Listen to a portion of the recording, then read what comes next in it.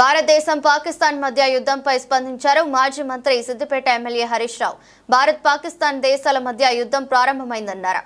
నారాయణరావుపేట మండలం గుర్రాల గొంది గ్రామంలో శ్రీ అభయాంజనేయ స్వామి దేవాలయం అన్నదాన భవనాన్ని ఎమ్మెల్యే హరీష్ రావు ప్రారంభించారు.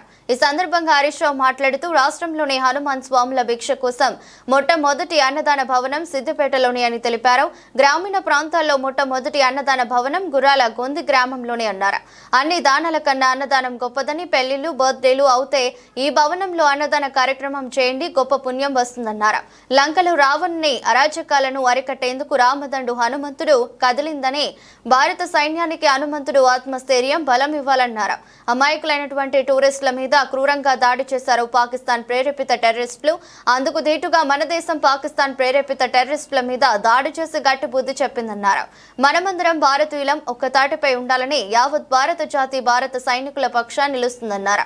కులం లేదు, మతం లేదు, జాతి లేదు, ప్రాంతం లేదు, మనమందరం ఒక్కటై బలాన్ని చాటుదాం. భారత సైనికులకు సలాం, భారత్ మాతాకి జై అన్నారు హరీష్ రావు. అమాయకులైనటువంటి టూరిస్టుల మీద దాడి చేసి చంపింది పాకిస్తాన్ పెంచి పోషించిన టెర్రరిస్టులు వచ్చి మన దేశంలో చొరబడి అమాయకులైనటువంటి పర్యాటకులను, టూరిస్టులను కాల్చి చంపారు. సో ఇప్పుడు మన దేశం కూడా పాకిస్తాన్ మీద యుద్ధం ప్రారంభించింది. ఇవాళ ఉదయమే ప్రారంభమైంది.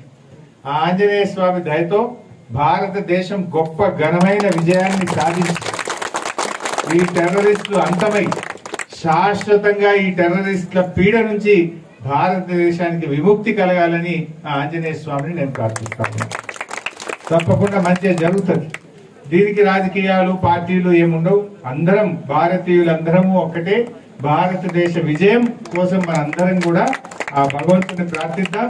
మన దేశం గొప్పగా ఉండాలి, గొప్ప విజయాన్ని సాధించి మన భారతీయులంతా తలెత్తుకునే విధంగా గొప్ప విజయం సాధించాలని, ఆ సైనికులందరికీ, భారత సైనికులు ప్రాణాలు ఒడ్డి పోరాడుతున్న సైనికులకు ఆ భగవంతుడు ఆత్మస్థైర్యాన్ని, ధైర్యాన్ని, బలాన్ని ప్రసాదించాలని చెప్పి కూడా కోరుకుంటూ నమస్కారం.